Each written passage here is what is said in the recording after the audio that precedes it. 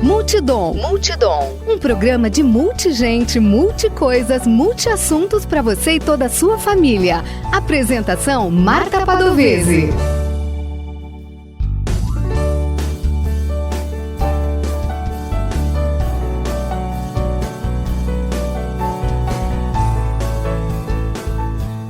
Olá! Eu sou Marta Padovese e apresento o programa Multidom na Rádio Webdom.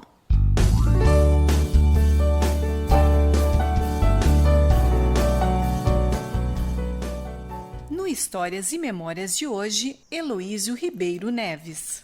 Eu me chamo Heloísio Ribeiro Neves, sou um migrante que na década de 70, de 69 para 70, saí de Minas e vim atrás do sonho que era São Paulo, né, do Sudeste, como os migrantes de todos os estados desse país. E de 69 para 70, eu migrei para São Paulo. Saí de uma cidade de Minas Gerais. Sou natural de Montes Claros, Minas Gerais. Extremo norte é mineiro. Para quem não conhece, Montes Claros é onde que se inicia o Vale do Jequitinhonha. E também é mais conhecido como Agreste é mineiro, uma região que a minha infância detectou uma carestia, uma pobreza. Esse tipo de vida que nós vivíamos, com a família, essas coisas, isso fomenta sonhos. E os sonhos de ir para uma cidade grande, tentar a vida, coisa que o brasileiro sonha. E o meu pai era um sonhador. Sou filho de um alfaiate com uma costureira. Aliás, a profissão de alfaiate foi a minha primeira profissão na vida, que na verdade eu comecei a aprendê-la com 8 anos de idade. Com 8 anos de idade eu já fazia barra de calça, já choleava, já ajudava a minha mãe e o meu pai. O Vale do Jequitinhonha, que no dialeto dos índios Machacali significa rio largo e cheio de peixes, é conformado por mais de 50 municípios mineiros. Infelizmente, é uma região mais conhecida pelos menores índices de desenvolvimento do estado de Minas Gerais. O meio ambiente é também agredido pelas atividades mineradoras, de carvoaria e o uso indiscriminado do fogo pela agricultura familiar. Mas esse mesmo lugar tem música, verso e viola. A Festa do Congado de Chapada do Norte, patrimônio cultural do estado de Minas Gerais, a Festa do Rosário e Festivale, um dos maiores do Brasil, são apenas alguns exemplos vivos que compõem parte da identidade do Jequitinhonha. Seu patrimônio histórico-cultural é referência para Minas Gerais e para o Brasil, bem como seu artesanato, muito diversificado e com técnicas consideradas patrimônio cultural. Alguns artesãos já exportaram suas famosas bonecas de barro para a Europa.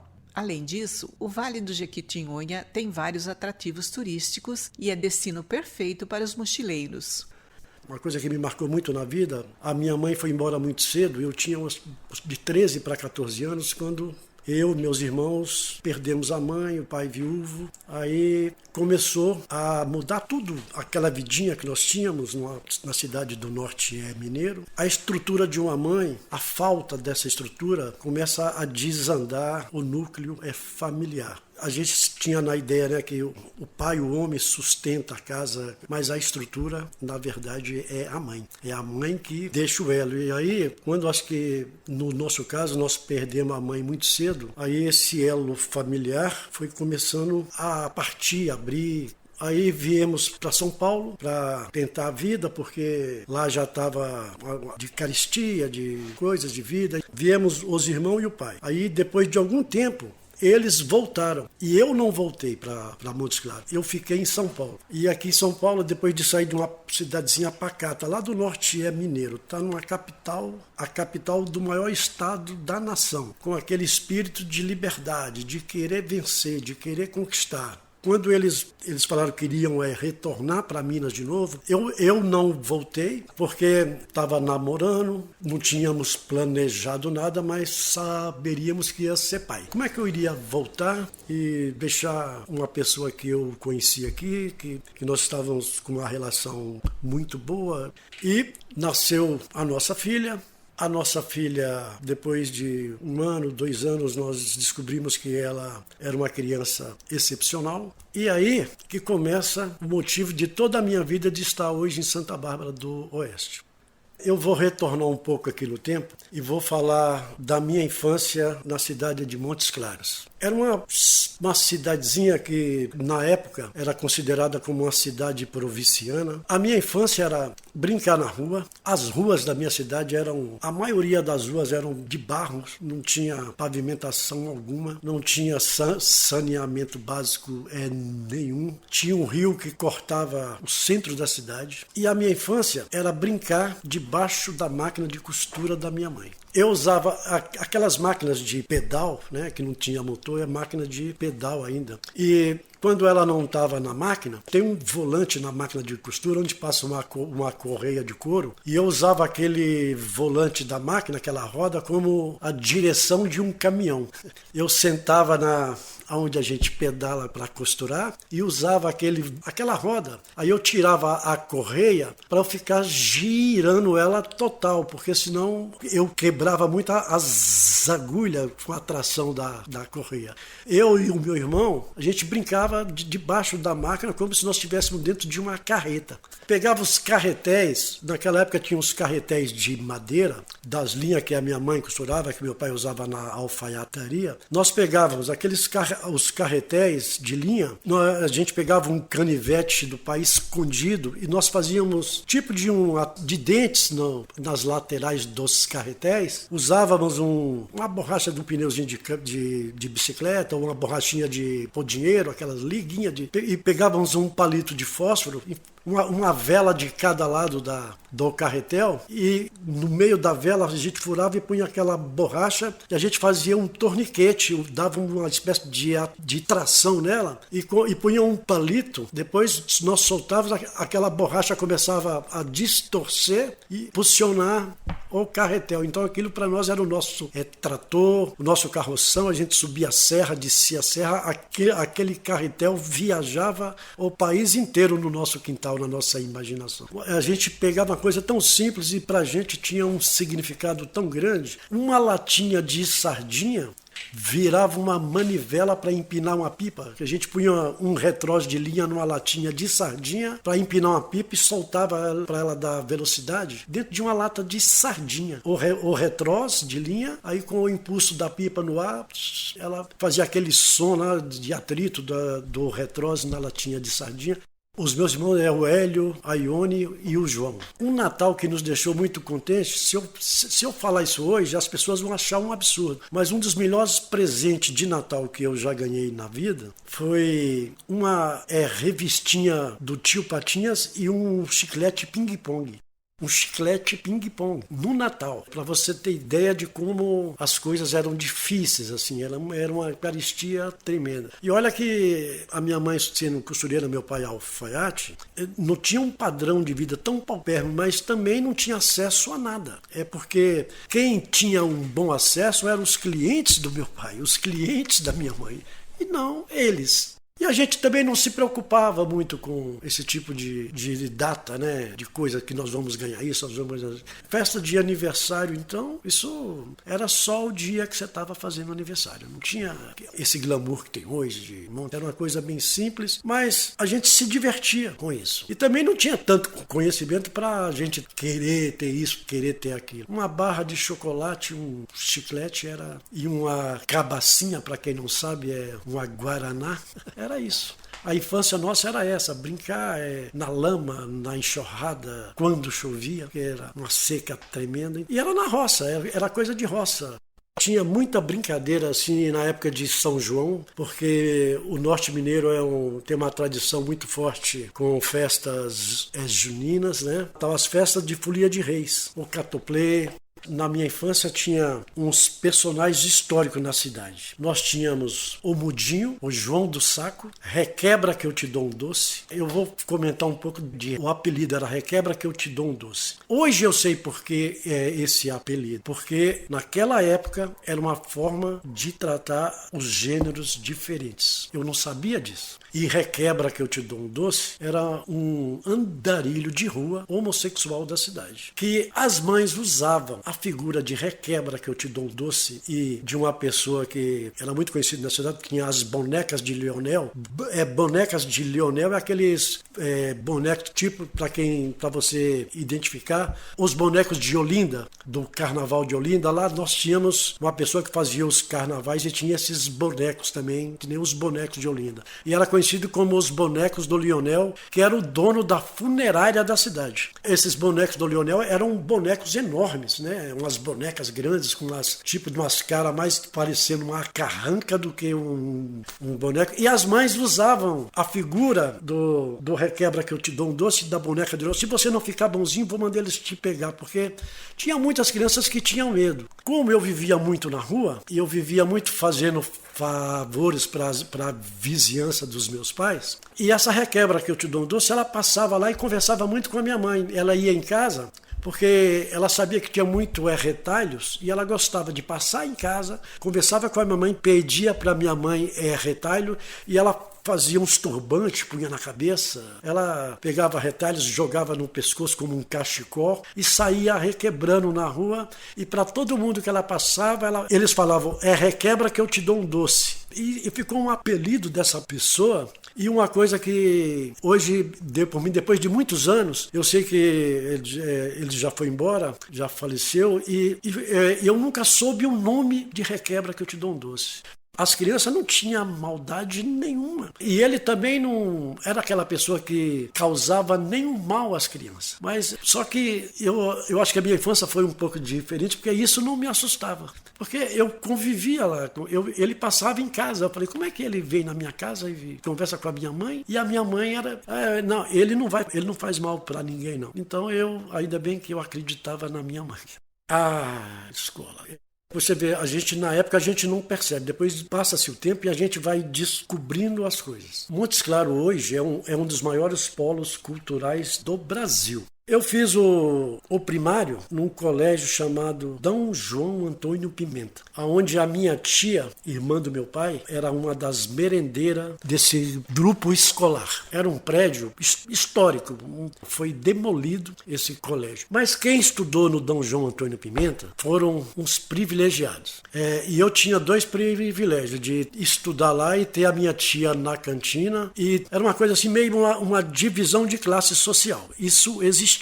Porque tinha os alunos da Caixa e os alunos que não eram da Caixa. E o que é isso? Aluno da Caixa era aquele aluno que era inscrito na merenda gratuita. Os alunos que as famílias não tinham uma condição social adequada para a época. Então, eu era um desses alunos. Hoje eu vejo que, na verdade, era uma segregação. Se fosse hoje, eu não concordaria com isso jamais, mas na época você não tinha essa informação. Mas ser aluno da Caixa era muito bom também, porque era a única forma de você poder estar lá. Essa segregação não era em questão do ensino, só que ficava bem evidente quem era pobre e quem era rico. Só que isso, de certa forma, deixava as pessoas mais constrangidas. Os alunos ficavam mais constrangidos do que os outros, pelo fato de ser da Caixa. Como é que se percebia isso aí? Eu percebia isso porque eu estou falando quando eu estava com 6 para 7 anos de idade e eu era 100% gago. Eu não conseguia falar meu nome. Eu não conseguia responder presente da chamada que a professora fazia. E eu tive uma sorte. Todos os anos que eu estudei, acho que pela letra alfabética do nome, eu sempre fui número 10. Heloísio com H, né? E foi uma coincidência da vida. Eu sempre fui o número 10. O que era simples, 10. Para falar, eu era 10. Então, para eu falar outro número qualquer, eu acho que eu tinha a maior dificuldade. Eu era gago, então eu prestava muita atenção, porque eu não falava muito. Eu não falava tanto como eu estou falando aqui hoje, por exemplo, de forma alguma. E eu era de observar e falar pouco, porque eu não conseguia falar muito. Mas no decorrer, alguém já deve ter percebido um pouco da minha gaguez. E no decorrer, aí eu fiz o ginásio, o primário, e aí depois, lá na época tinha o ginasial, aí nós fazíamos o ginasial, aí eu fui estudar na escola normal. A escola normal, para vocês terem uma ideia, a infraestrutura que tinha o ginásio e os colégios de Minas era impressionante. Nós tínhamos laboratórios, tínhamos tínhamos praça esportiva. Naquela época tinha aula de OSPB, aula de costumes, desenho. A ginástica, quem assiste aí umas Olimpíadas, todos aqueles aparelhos que você vê numa Olimpíada, de cama elástica, de barra, de argolas, tinha toda essa infraestrutura, nenhum colégio, numa quadra de esporte. Eu só vi nenhum colégio em São Paulo depois, quando eu conheci a minha esposa, na Freguesia do Ó, com a infraestrutura que eu vi em Minas na minha infância, que se chama Giacomo Stavoli. Eu tenho uma frustração na vida, eu não tenho um curso universitário, mas o primário, o ginasial e o científico que eu fiz, e um pouco do científico que eu fiz em Minas, porque eu vim antes com 13 para 14 anos, eu já estava no último ano do científico e não terminei quando eu vim para São Paulo. E vim terminar em São Paulo o meu estudo com o antigo Madureza que tinha, que depois virou supletivo. Mas a base que eu tive de ginásio, de primário, ginásio e um pouco do científico em Minas, me deu estrutura para que eu prestasse aquelas provas desse Madureza e concluísse o colegial. Aí eu concluí o ensino e, devido às condições da minha vida, eu não consegui cursar uma faculdade. O curso normal foi criado em 1835 com o Decreto número 10, que tinha o objetivo de formar professores para atuarem no magistério de ensino primário e era oferecido em cursos públicos de nível secundário, hoje ensino médio. As primeiras escolas normais foram destinadas exclusivamente aos elementos do sexo masculino. Nos anos finais do Império, as escolas normais foram abertas às mulheres. Em 1942, surgem os cursos colegiais divididos entre científico e clássico, com duração de 3 anos. A criança iniciava seus estudos no primário, 4 anos. Depois fazia o ginasial, mais 4 anos. Aí fazia escolha entre o científico, o clássico e a escola normal. Era necessário um exame de admissão para entrar na escola ginasial. Isso perdurou até 1971, quando então houve nova mudança e os 8 primeiros anos de escola passaram a ser chamados de ensino fundamental e os 3 anos seguintes como ensino médio. Hoje, são 9 anos do ensino fundamental e 3 anos do ensino médio. Você ouve o programa Multidom, apresentação Marta Padovese. No Histórias e Memórias de hoje, Heloísio Ribeiro Neves. Quando o médico fala, olha, a sua filha tem um problema, é dessa forma que eles relatam. Que problema? É indefinido, tem um problema neurológico. E o porquê? Aí depois de tanto exame, nós descobrimos que a minha filha teve uma asfixia no parto. Falta de oxigenação no cérebro, então é classificada como PCD, mas é difícil você aceitar, porque ninguém aceita. Como assim a minha filha é deficiente, meu filho é deficiente? Não fomos preparados para isso, essa que é a grande verdade. Segundo os médicos, com um grande problema. Como resolver? Não retornei para Minas, porque acho que a única forma de eu começar a resolvê-lo era encará-lo. Por isso que eu não voltei com os meus familiares para Minas.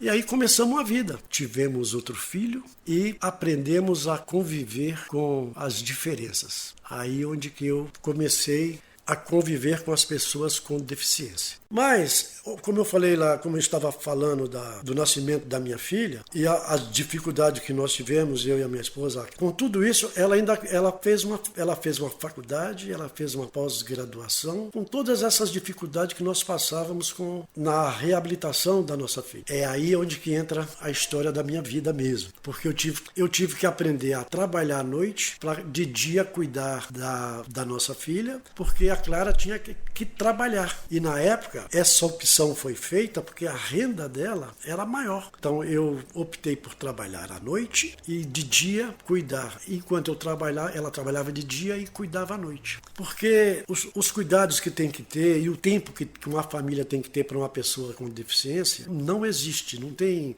não, eu vou fazer agora, amanhã. Não, é para a vida inteira. E você não tem opção, você tem que se adequar. Você não tem escolha.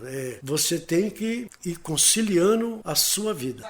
Na infância, depois das escolas, a gente praticava muito, era futebol, gostava de jogar bola e muita gente sonhando em ser jogador de futebol, outros sonhando com violão. Aí na época, quando nós não tínhamos um dinheirinho para ir no cinema, as grandes atrações da cidade eram os parquinhos de diversões que se instalavam. E na cidade, na praça, e onde que a gente saía, aí se arrumava aquela coisa toda e naquela aventura de arrumar uma namorada. E aí, imagina a molecada, depois de jogar bola, de vir da beira do rio, das lagoas, se arrumar tal, para aquela brilhantina para ir tentar arrumar uma namorada. Eu só interagia com aqueles meus amigos, muitos íntimos, por causa da gaguez e a timidez. Na verdade, é tartamudez. Segundo a minha sobrinha fonoaudióloga, tartamudez é tarta quase, que vem do grego tarta, quase, e mudez, mudo. Aí nós saímos para namorar, assim, para tentar uma paquera e tal. Tinha aquele serviço de alto-falante do parquinho. Essa turma já fazia bullying comigo. É porque a timidez e gago, e para namorar você tem que conquistar, tem que ir lá e conversar. E você conversar com uma pessoa estranha era muito difícil. Era muito difícil criar coragem para ir lá e tentar um flerte, tentar uma coisa, e ainda mais com motivo de gozação. Então eu conversava sempre com alguma amiga, alguma amiga da escola, alguma amiga uma vizinha que eu tinha mais intimidade, para ver se ela falava com a menininha que eu estava a fim de paquerar. Eu usava o serviço de recado, mas demorou muito para eu chegar numa pessoa. E o que me ajudou nisso foi a estrutura da escola normal, porque tinha arte cênica. Nós tínhamos aulas de arte cênica, de representação de teatro. E tinha um professor de educação física, e ele participava de elencos lá, e ele conversava muito comigo, e eu ouvia muito. Eles me chamavam de Eloy, porque é Heloísio. E o mineiro já gosta de encurtar o nome. Aí eles encurtaram para Eloy. E eu ainda muito gago, eu encurtei o que eles encurtaram, só pus o final. Eloy, ficou só Loy. Como é que você chama? Loy. Porque até eu falar Heloísio Ribeiro Neves, eu falei, meu Deus. Então ficou Loy. Aí ele, Loy. E todo mundo me chamava de Loy. E o Loy, eles ainda conseguiram colocar um sobrenome no Loy. Loy Gago. Aí esse professor falou, olha, eu vou te dar uma dica. E você vai participar aqui do nosso grupo. Aí eu conversava com ele, ele falou, você tem como você acabar com essa sua timidez e melhorar a sua dicção. Aí ele falou, olha, vai na biblioteca, pega livros, pega da biblioteca e leva para casa, não leia na biblioteca, porque você vai ter que ler em voz alta. Você vai ler em voz alta. Escolha o livro que você gosta e leia em voz alta. E eu comecei a ler em voz alta, sozinho. Chegava, muita gente nem sabe que eu fazia isso, porque eu lia sozinho. Eu ia para a mangueira, lá para o fundo do meu quintal, ficava no balanço.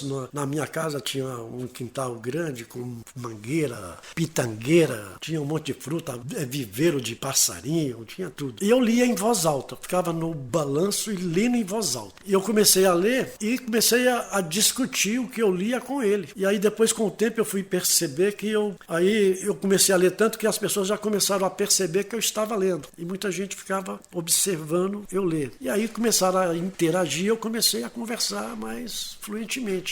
Aí eu até descobri que eu fiz um tratamento, que eu fui autodidata, que eu acho que da forma como eu vivo hoje, acho que foi que deu resultado, né? Porque aí eu já conseguia falar meu nome. E uma coisa que eu comecei a usar foi de muita ironia. Por quê? A primeira coisa que para resolver meu problema eu tinha que assumir que eu era gago. Para aquilo que se eu fosse incomodar com todo mundo que falasse que eu era gago, eu ia passar o resto da minha vida de mau humor. E foi isso. Aí eu comecei a assumir que eu era gago. E eu uso isso até hoje. Às vezes eu chego em algum lugar e seu nome, Heloísio Ribeiro Neves. E muita gente me pergunta, quando chega lá no fim, Heloísio é com S ou com Z? Eu falo, não, é com H.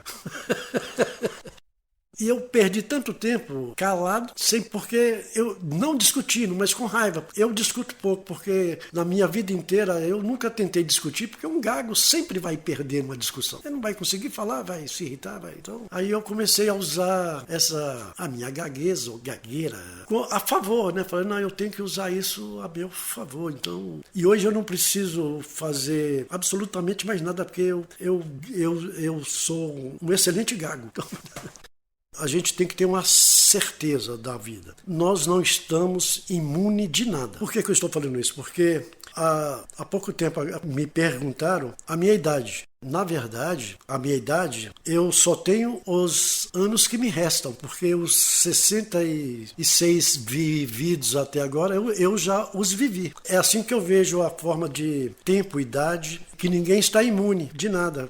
Poderia não ter acontecido nada nesses 66 anos, ou poderia ter acontecido tudo. E aconteceu o fato de eu e a minha esposa, nós tivemos uma filha com deficiência.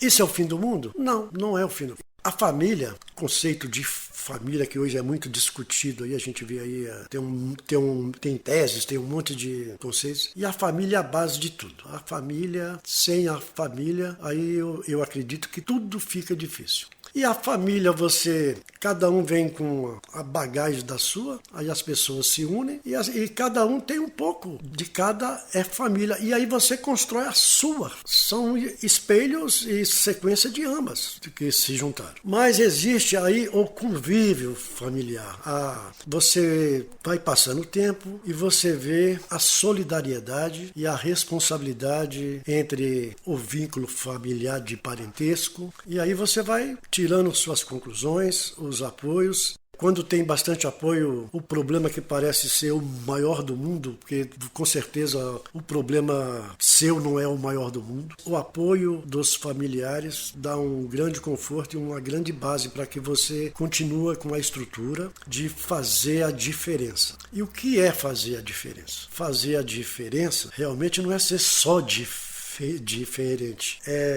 Fazer a diferença é tomar uma atitude. Qualquer atitude que você toma, com certeza você está fazendo a diferença. Qualquer uma. E tem atitudes que você vai tomá-la, ela não vai resolver, você vai ter que repeti-la e repeti-la e repeti-la. O que eu quero dizer com isso? Se você tem algum tipo de problema que não consegue resolvê-lo, aprenda a conviver com ele. Você, com isso, já resolveu metade do problema.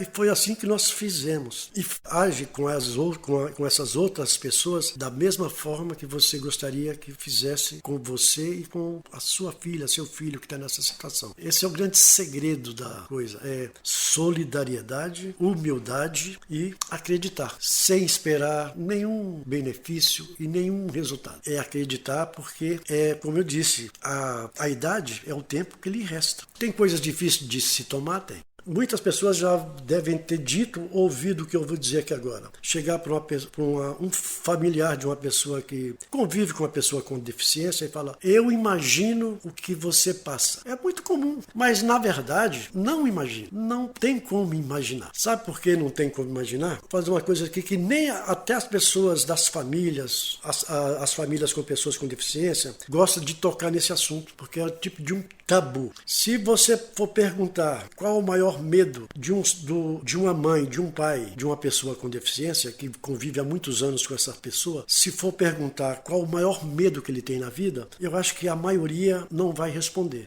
Eu tenho certeza que o maior medo que toda a gente sente é quando você pede, você ora, você pede a Deus que tome uma decisão, que Ele que se encarregue disso, como se isso fosse a solução do problema. Deus, eu vou primeiro ou meu filho vai primeiro? Tenho certeza que tem pessoas, mas jamais ninguém ia entender isso.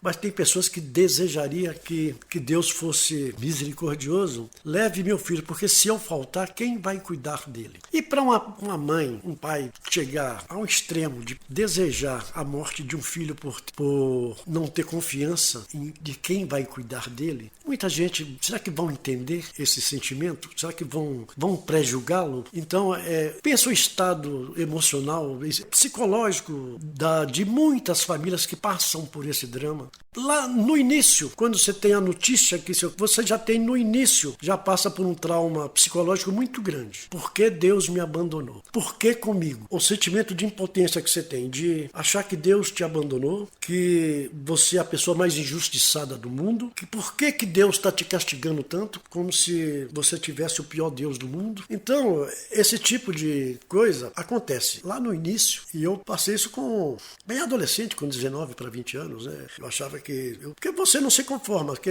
até cair a ficha vai demorar um tempo. Aí depois você passa anos e anos e anos, passam-se os anos, e aí você vai entrar em outro conflito com Deus, no seu íntimo, no seu foro íntimo de o que é melhor para a vida do meu filho. Porque, olha, se tem uma coisa que as pessoas, que a gente faz, é um amor incondicional. E eu observo muito isso, porque diz como experiência própria e de ver, de conviver. Hoje eu faço um trabalho voltado com isso, transportando essas pessoas. Eu as transporto, eu convivo, a gente cria um vínculo de amizade, um vínculo afetivo com as famílias, com as pessoas. E esse meu relato aqui hoje, isso é uma coisa que me impacta muito, isso me emociona muito, penso muito nisso. E eu não converso isso com muita gente que vive esse problema da deficiência das pessoas, porque muita gente não quer falar nisso, quer que seja o que Deus quiser, as coisas vão acontecer, mas isso incomoda e acho que tira a qualidade de vida das pessoas. Eu penso assim, na Roma Antiga, as pessoas com deficiência eram simplesmente descartadas, eram sacrificadas. Os filhos, quem tomava conta era o Estado, porque eles, até os 9 anos de idade, eles iam fazer uma avaliação se aquele jovem, aquela criança, poderia ser um soldado, poderia servir o Estado. Ou quando se tratava de crianças com deficiência, algumas não eram sacrificadas, não eram descartadas, dependendo do tipo da deficiência, mas eram usadas como objeto sexual. Depois de muito tempo que foram mudar isso, e que as mães adquiriam o poder do filho que estava no poder do Estado, ficava com essas crianças e não deixavam mais elas sacrificar, aquela coisa de amor de mãe. Parece um absurdo, mas isso existia. Hoje existe também um tipo de rejeição com as pessoas com deficiência, questões sociais, de inclusão. E não é só o trabalho profissional em si, a gente tem uma associação para tentar alguma coisa para as pessoas com deficiência. E assim, é muito difícil porque não tem muito apoio, é só o apoio de quem não pode apoiar muito, que é os próprios, as pessoas com deficiência.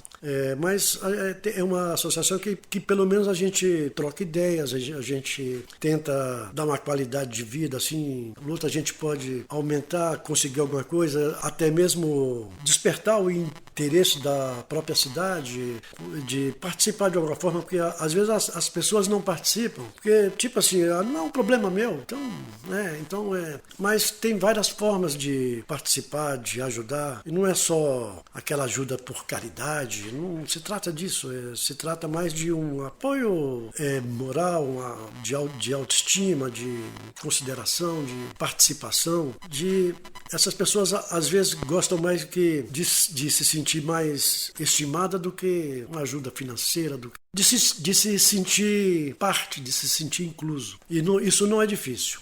Quer ver só como é que é uma forma simples de você ajudar? Em novembro, agora dia 11, 12 e 13, com 13 países representando aqui a Festa das Nações, e esses 13 países que são representados por 13 entidades. São 13 entidades aqui do nosso município. Com certeza, todas elas precisam de a colaboração, de ajuda. E eu vou te falar aqui para uma forma simples e fácil de ajudar essas entidades. Comparecendo à Feira das Nações, proporcionando à sua família um fim de semana diferente, com uma gastronomia. São 13 mundos diferentes de gastronomia lá. comparecendo, prestigiando a gastronomia desses países, você, na verdade, está ajudando a entidade APNEF, por exemplo, da qual que eu participo, a PAI, a MEV, a Casa da Criança e todas essas outras que estão participando. Isso pode ser feito durante o ano inteiro, independente das festas das nações? Pode. Tem outras formas. É só entrar em contato com essas entidades que, às vezes, o munícipe, o cidadão barbarense, desconhece. E já que eu estou falando aqui de Santa Bárbara e Festa das Nações, eu estou falando isso porque hoje eu eu estou na qualidade de cidadão barbarense oficial, que fui agraciado alguns anos atrás com o título de cidadão barbarense. Eu tive essa honra feita pela Câmara Municipal na pessoa do vereador Joey Fornazari, que me indicou. E eu sinto muito orgulho que eu já era barbarense por opção. Eu optei ser barbarense e com todo esse trabalho que a gente faz aqui com as pessoas com deficiência.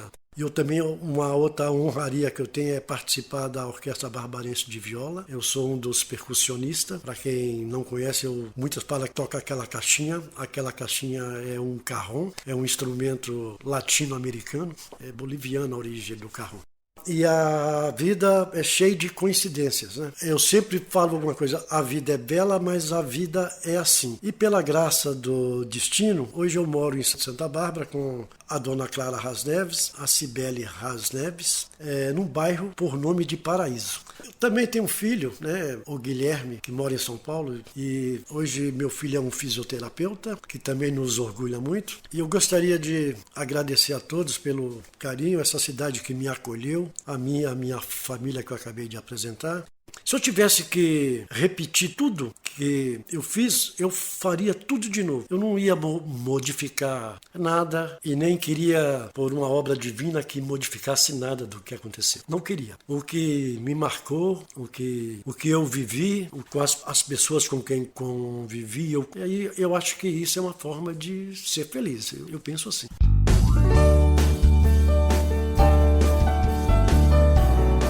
Quer entrar em contato conosco, deixar um recado ou ouvir de novo?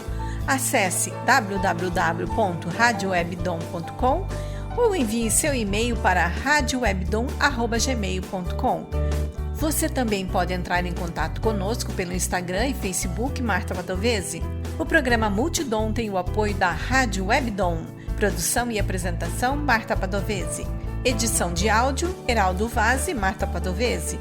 Direção-geral, jornalista Fátima Franco.